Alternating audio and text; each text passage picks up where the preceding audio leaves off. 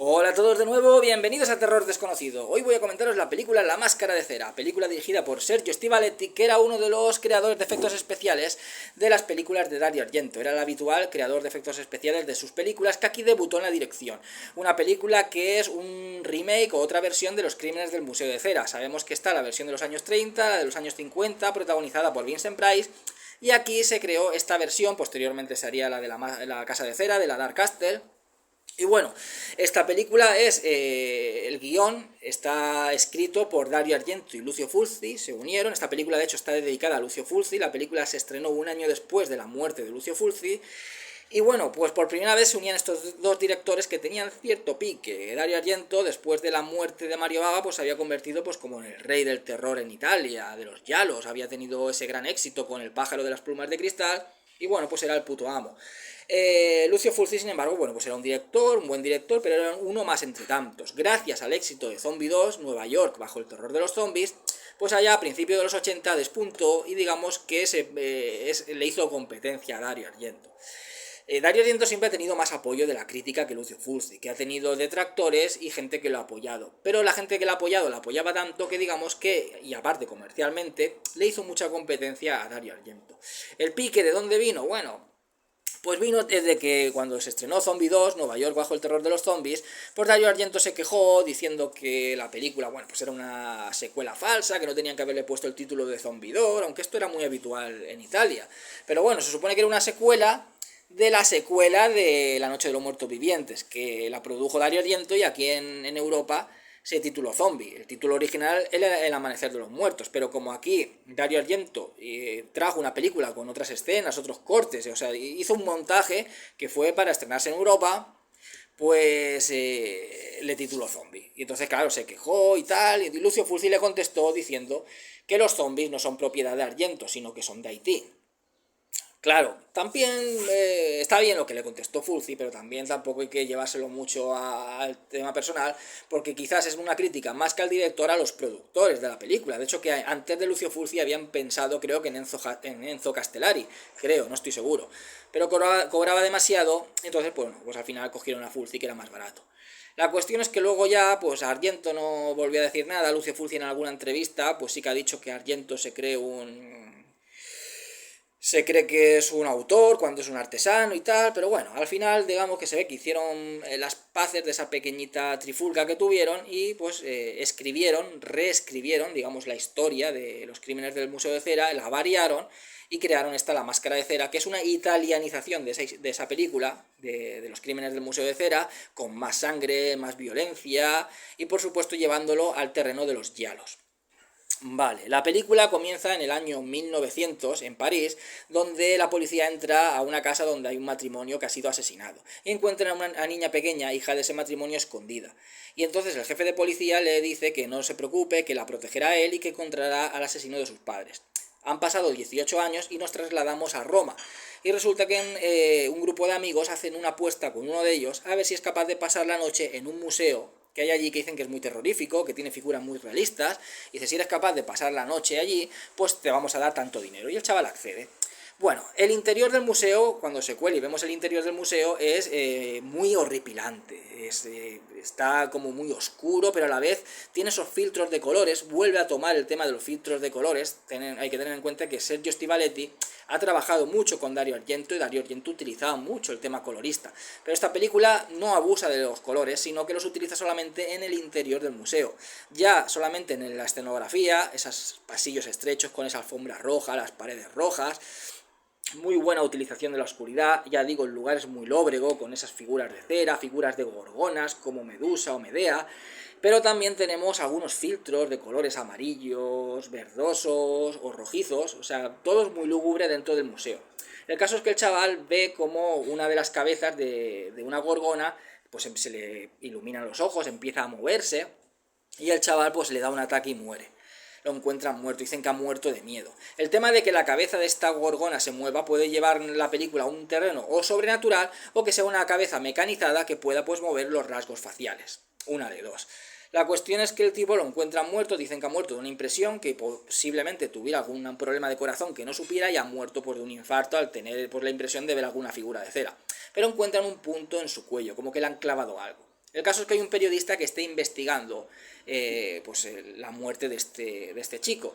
A su vez, pues están desapareciendo varias personas en la ciudad. Hay un niño vagabundo pues que desaparece, también desaparece una prostituta, y una niña también es atacada por la noche por un tipo vestido de negro. Aquí el atuendo de este asesino, y entre comillas, y digo entre comillas por un motivo, pues va todo con un abrigo negro que le llega hasta los pies, lleva como también como una especie como de bufanda negra que le cubre lo que es la cara, y un sombrero negro. Es exactamente igual al atuendo del asesino de las películas anteriores. Y siempre coge a las víctimas y les inyecta con una jeringuilla un líquido amarillento. Eso se lo inyecta al niño vagabundo, se lo inyecta también a la prostituta que coge, que por cierto cuando pilla a la prostituta, esa escena me parece terrorífica, porque está ella como apoyada en una pared, al lado sí hay como una especie de habitación, todo negro, y de la oscuridad parece como una cara deformada, que recuerda mucho a la de Freddy Krueger. Y esa escena a la vez recuerda a la aparición de Michael Myers en la noche de Halloween, cuando está Laurie Strode como agachada y de una habitación de la oscuridad aparece como esa cara flotante de Michael Myers. Pues es una escena que recuerda mucho a esa. También cuando entra por la niña esta, resulta que vemos la sombra, utiliza muy bien el juego de luces y sombras, la sombra de este tipo con la jeringuilla. Y a la niña, bueno, pues la dan por muerta, por eso digo que parece que esté matando con esas inyecciones a las víctimas, que luego las vemos representadas en figuras de cera, siempre como víctimas de algún asesino, como Jack el Destripador, porque recrea muchos asesinatos históricos, y algunos incluso más recientes en la historia. Y la niña resulta que no está muerta, cuando le van a hacer la autopsia resulta que está viva. Y ese líquido que utiliza, ese líquido amarillo que utilizan las jeringuillas, lo que hace no es matar a la víctima, sino lo que hace es ralentizar tanto sus constantes vitales, los latidos del corazón, que parece que está muerta, o sea, le produce un efecto cataléptico. Y la niña tiene el mismo punto en el cuello, y explica lo que vio, un tipo vestido de negro, que él le clavó con una jeringuilla algo en el cuello. Claro, este punto del cuello recuerda al del primer muerto. Entonces el periodista ya empieza a atar cabos, esas desapariciones de personas, el tema de que esa niña haya sido atacada por un tipo y que tenga el mismo punto que ese hombre en el cuello, y la niña ya ha dicho que es el pinchazo de una jeringuilla. Y el periodista pues empieza a investigar. Por otro lado vemos a una chica que empieza a trabajar en el museo como modista, una chica que trabaja que vive en Roma con su tía es ciega. No tiene experiencia de modista, pero sí que es verdad que la tía cuando era joven lo era y tenía muchos diseños, ella dibuja muchos diseños de ropa y sí que entiende algo de coser, pero no es especialista. Pero el tipo, cuando la ve, el dueño del museo, que es un tipo extranjero, es polaco, se queda fascinado con ella, totalmente fascinado. Entonces la contrata, aunque no tenga mucha experiencia, la contrata para hacer la ropa de las figuras de cera. Y entonces esta chica al final pues conoce al periodista, se enamoran y tienen ahí un idilio. Y bueno, pues el periodista sigue esas investigaciones y la chica pues está ahí en ese museo. Sabemos que viene de París, no hace falta ser muy listo para saber que esa chica es la niña que encontró a sus padres muertos en esa casa. Cuando lo recuerda, en la muerte de sus padres, esa escena también es brutal, porque tiene unos efectos especiales prácticos muy buenos, pero buenísimos. O sea, le pilla al padre de ella, le retuerce la mano cuando entra el asesino, o cuando ella está recordando lo que sucedió, el asesinato de sus padres, le arranca la mano y le deja todo el muñón lleno de sangre, luego le corta el cuello y con la mano le atraviesa lo que es el cuerpo y le quita el corazón y lo pone como en un pincho. O sea, tiene asesinatos muy sangrientos y muy bien hechos, con efectos especiales prácticos muy bien realizados. Este asesino tiene como una especie de mano como esquelética pero metálica, así como la de Terminator, cuando se quita el brazo en la segunda parte, que sigue siendo esqueleto metálico en el brazo y como una especie de venas, pero que en realidad no son venas, son como si fueran tubos de plástico en los que circula, en vez de sangre roja, una sangre de color azul. O sea, es extraño ese brazo que tiene este individuo y que tiene tanta fuerza, y la niña describe ese brazo metálico. Brazo metálico que también vio esta chica cuando era pequeña, cuando vio al asesino de sus padres. Bueno, y a partir de aquí yo metería una parte ya con spoilers. Como veis, la película tiene la misma temática que Los Crímenes del Museo de Cera, que las versiones anteriores, pero ha cambiado diferentes cosas, ha variado diferentes cosas, como el tema pues, de ese brazo metálico, ese tema de las jeringuillas que no mata, sino que en realidad ralentiza lo que son las constantes vitales de las víctimas antes de convertirlas en figuras de cera. No es no sería spoiler decir quién es el asesino, ¿no? Te ponen ese atuendo un poco pues como referencia a las películas anteriores. Pero bueno, si ya habéis visto las películas anteriores sabéis quién es el asesino. Y si no lo habéis visto, bueno, pues también se sabe. Es que no hace falta ser muy listo. Pero bueno, voy a decirlo ahora con en la parte con spoilers. Película muy, muy recomendable, muy buena. Yo, de las versiones que se han hecho, a mí la que más me gusta es la de los años 50, protagonizada por Vincent Price. Pero esta película es muy buena y para mí supera la que hizo la Dark Castle, que me pareció una película bastante flojilla, que está entretenida, pero bastante flojilla. Esta es mucho mejor. Esta es una película ya llevada al terreno muy guialesco. El tema pues de los asesinatos que tiene, bueno, asesinatos, o cuando clava con esa jeringuilla, es todo muy guialesco. Y también el tema de la colorimetría, es todo muy italianizado, pero de verdad que es una película realmente recomendable. Yo la recomiendo muchísimo, es muy muy buena película. Y ahora iría la parte con spoilers, vale. El asesino, como digo, no hace falta ser muy listo para saber que es el dueño del museo. El dueño tiene un ayudante, bueno, tiene dos, uno que en realidad no es ayudante, que es el que se dedica a cerrar el museo, como el guardia de allí, pero tiene un ayudante que le ayuda con las figuras. Bueno, o es él o es el ayudante, pero claro, está claro que si es el ayudante, aunque no fuera él, las figuras de cera las hace él, y sabe que son cadáveres. Dice, no, es que a lo mejor ha tomado la cara de estas personas a través de las fotos de los periódicos, pero no, a la foto del periódico puede venir la del chico, ese que murió allí, puede venir la de la prostituta desaparecida, pero la del niño vagabundo no viene, hay ninguna foto del niño vagabundo, sin embargo viene representado, es decir, esos cadáveres son convertidos en muñecos de cera. Entonces, tanto si es él como el ayudante como los dos, pues sabemos que el asesino es el dueño del museo de cera, o el ayudante, pero es el dueño del museo de cera, el asesino. ¿Por qué se encaprichó con esta chica cuando la vio y se quedó fascinado con ella? Porque le recuerda a su mujer, es igualita a su mujer. Entonces hay un flashback del pasado que lo vemos con la mujer, que está interpretada por la misma actriz que hace de esa ayudante de él, que resulta que él la pilla con su amante.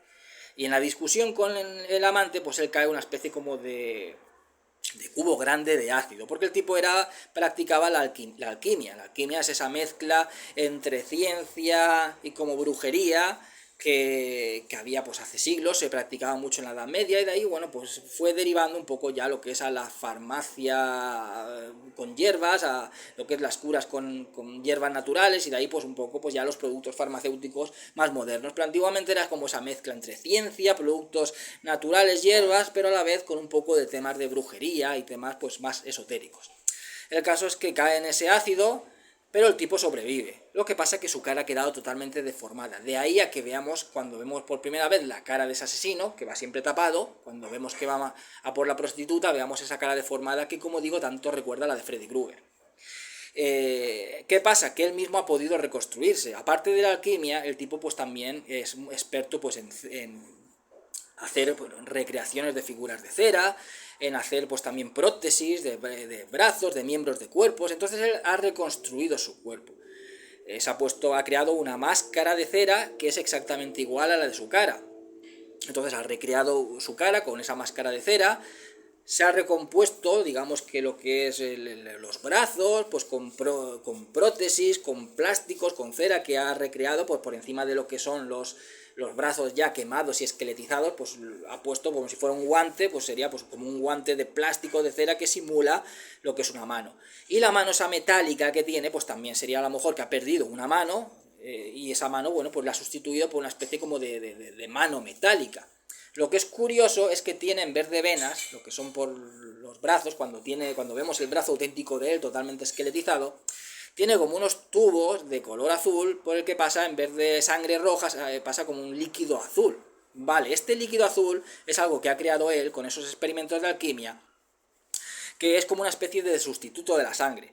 Vale, lo que quiere este tipo, resulta que cuando él hacía pues sus recreaciones de figuras de cera, cuando era más joven, pues la gente no le gustaba las recreaciones que hacía. Dice, la gente solo quiere ver horror, solo quiere ver terror. Bueno, pues voy a darles lo que quieren. Por eso todas las figuras de ese museo pues son figuras de seres mitológicos monstruosos, como las gorgonas, o de asesinatos de Jack el Destripador. Tiene la recreación del asesinato que cometió él mismo en Londres. Entonces ya le ofrece a la gente lo que le da a la gente lo que quiere, que son escenas terroríficas. ¿Qué pasa?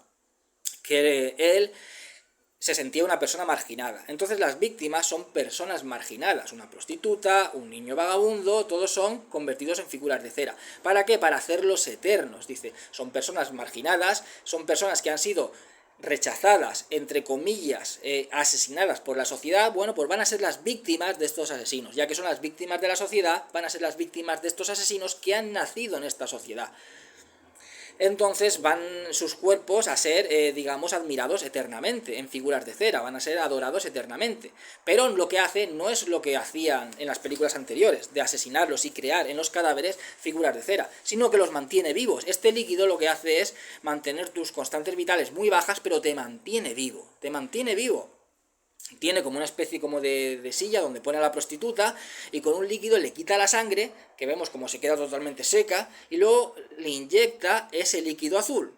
Y el líquido azul vuelve a recomponer su cara y todo es como que sustituido esa sangre por ese líquido azul. Y el líquido azul lo que hace es eso, mantener sus constantes vitales totalmente muy bajas, que parece que estés muerto, pero estás vivo, te encuentras vivo, y te dejas inmovilizado, no puedes moverte, pero estás vivo, estás como muerto, quieto, muerto, pero a la vez estás vivo y lo estás sintiendo todo. Es como que estás disfrutando de que te admiren. Es lo que piensas, que esas personas disfruten de que los admiren, de que por primera vez sean alguien importante y lo disfruten. Claro, si están muertos no pueden disfrutarlo, pero joder, es una putada. Vamos, yo prefiero vivir de vagabundo a estar toda mi vida o hasta que me muera. No sé si ese líquido me mantendrá más o menos tiempo pues vivo sin necesidad de tomar alimentos, con mis constantes vitales vivas ahí y conservado hasta que me muera, que el corazón se detenga, o yo qué sé, o a lo mejor ese líquido te hace que ese corazón pues esté siempre latiendo de alguna manera, pues hace que la carne no se pudra, un suponer, no sé, esto ya es idea mía, y que aunque no te puedas mover y aunque no te alimentes, bueno, pues te proporcione la nutrición que necesitas, las constantes vitales siempre estén, pues, aunque muy bajas, en funcionamiento, y a lo mejor puedes vivir así eternamente, ¿no? Como si fueras una figura de cera, porque encima de él, de los ojos, pues pone ojos falsos, encima de la cara, pues pone como otra máscara de cera de la misma cara de la persona, pero, joder, mueras o no, tiene que ser una putada estar tiempo inmóvil, menuda vida, ahí como si fueras una figura. Joder, eso es un castigo, vamos, no es algo bueno, no es beneficioso para esas personas, no está diciendo ahora vais a salir de esa discriminación, de esa tortura de la sociedad, y os van a admirar, os van a ver como víctimas de esos asesinos que han salido de la sociedad, porque sois víctimas de la sociedad, los marginados que ahora van a ser admirados por las personas para siempre. Pero joder, eso no es vida, eso, vamos, es más humano lo que hacía el de las otras películas, de matarlos y ya una vez muerto, bueno, pues haz conmigo lo que te dé la gana, pero mantenerlos vivos. Y esto es lo que lo diferencia de las películas anteriores. El tema de que las figuras están vivas, quietas, pero están vivas y conservadas con ese líquido. El líquido que tiene él, ¿qué es lo que hace? Claro, como él no se queda paralizado con ese líquido, porque a lo mejor no tiene todo el cuerpo lleno de ese líquido. Hay que ver que esos cuerpos han sido vaciados de sangre y solamente por sus venas corre este líquido azul. A lo mejor él solamente corre por sus venas parte de ese líquido azul, pero no todo. Entonces esa parte de ese líquido azul pues puede hacer a lo mejor pues que a lo mejor que viva más años, o incluso ya digo, que igual a lo mejor ha conseguido un líquido que puede hacerte vivir eternamente, con las constantes vitales pues más reducidas y conservando tus tejidos y todo, no lo sé. O necesitaba a lo mejor algunas partes de su cuerpo donde no circulaba bien la sangre, necesitaba bien ese líquido para sustituir a la sangre. Bueno, el caso es que él utiliza ese líquido para ese propósito, para mantenerlos aletargados y convertirlos en figuras de cera. ¿Qué pasa? Que cuando él fue a vengarse, años después localizó a su mujer, que ya se había casado con el amante, no sabía que tenían una hija, él no sabe que esta chica es su hija, se entera después, él solamente la coge porque le recuerda mucho a su mujer. Y claro, le recuerda a su mujer porque es hija de su mujer. Lo que nunca se sabe es si es hija de él, que ya se fue embarazada, o es hija del amante. Eso nunca se sabe. Pero él mató a los padres, el asesino era el mismo ex marido de la madre de esta niña, que esta niña no lo sabe. Y el día de mañana resulta que se pone a trabajar con el tipo que mató a sus padres, que era el antiguo marido de su madre. Bueno, el final a mí no me convence. El final sí que es verdad que no me convence porque... Lo primero, los efectos especiales, ¿vale? Tenemos efectos especiales prácticos muy buenos. Ya digo, tiene escenas muy sangrientas, con efectos especiales prácticos muy bien realizados, mucho. Sergio Stivaletti es un creador de efectos especiales muy bueno. Pero claro, esos son los efectos especiales prácticos. Cuando mete CGI, cuando mete ordenador, que era cuando empezaba esta película, es del año 97, los años 90, cuando empezaba el tema del CGI. Claro, no estaba tan evolucionado y encima era una película de bajo presupuesto. Entonces se nota mucho. Cuando al final hay un incendio en el museo y se derrite lo que es todo el cuerpo de él y se queda todo el esqueleto moviéndose en plan Terminator, con un fuego también luego que se ve por fuera hecho a ordenador, pues queda todo muy cutre, muy cutre. Podrías haber hecho un incendio más real, o no haber puesto el tipo pues todo esqueletizado ahí, que eso también, no sé, ya nos lleva a una película con elementos muy sobrenaturales, porque joder, un esqueleto ya en movimiento, pues no sé, no queda muy, muy extraño. Pero bueno, más que nada no me gusta por el tema de los efectos especiales, que son muy malos. Luego, el final que tiene, que tampoco me convence porque tiene bastante incoherencia. Y hay algunas cosas que pues no hace falta explicarlas, pero hay otras que sí que hace falta explicarlas porque no tienen coherencia ninguna. Y en esta película pues sí que buscamos algo de coherencia. Entonces el tipo resulta que, bueno, estando esqueletizado, el ayudante le corta la cabeza. Pero luego resulta que el ayudante se quita la máscara y es el tipo, el mismo dueño del museo, que se ha puesto una máscara del ayudante. Vemos que tiene en el sótano varias máscaras de varias personas. Él puede imitar a personas, como en Misión Imposible, que se pone una máscara de varias personas y imitan a otras personas. De hecho, que al policía que ayudó a esta niña, que está en Roma, que aún sigue investigando el caso, lo mata haciéndose pasar por él. Esa escena es impresionante, porque el mismo policía se levanta de la casa, entra el otro y tiene la misma cara de él. Y es un poco como la escena esta de Terminator, del guardia, que se ve con el doble. Pues igual, cuando el T-1000 se convierte en el guardia ese. Y entonces lo mata con un punzón, cae la sangre encima de un tocadiscos y vemos con la aguja del tocadiscos cómo va repartiendo la sangre por todo el disco. Esa escena me parece muy, muy buena. Bueno, el caso es que, vale, ha salido que resulta con la cara del ayudante, pero era él. Entonces, ¿a quién ha matado? ¿Quién era ese esqueleto viviente? Porque no podía ser ninguno de los muñecos de cera, que cuando se están derritiendo están chillando, porque están aún vivos, pero están paralizados, o sea, no podía ser ningún muñeco de cera. ¿Qué pasa? ¿Que el ayudante también estaba todo deformado y también lo había reconstruido totalmente?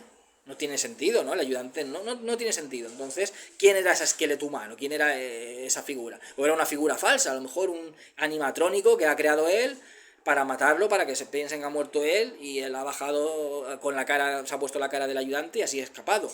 No lo sé, pero no se queda como que se derrite la cara de él, se sale el esqueleto y el ayudante lo mata y dice, coño, ya lo ha matado. Pero no, pero resulta que es el ayudante. Queda un poco ambiguo, pero bueno, puede que tenga esa explicación, puede que haya construido pues un animatrónico o algo para poder matarlo con la cara del ayudante y luego pues así, pues nada, pues salir del paso. Pero lo que me jode son los efectos especiales, que son la verdad que muy cutres. Pero bueno, solamente es en el tramo final. Lo que es toda la película, me parece una película muy buena, es una variación del argumento de los crímenes del Museo de Cera, con muy buenas muertes, con un tono gialesco que le va muy bien, con bastante sangre, bastante violencia, y está la verdad que muy bien todo el tramo que le han dado, un poco científico, de este líquido azul, rollo Reanimator.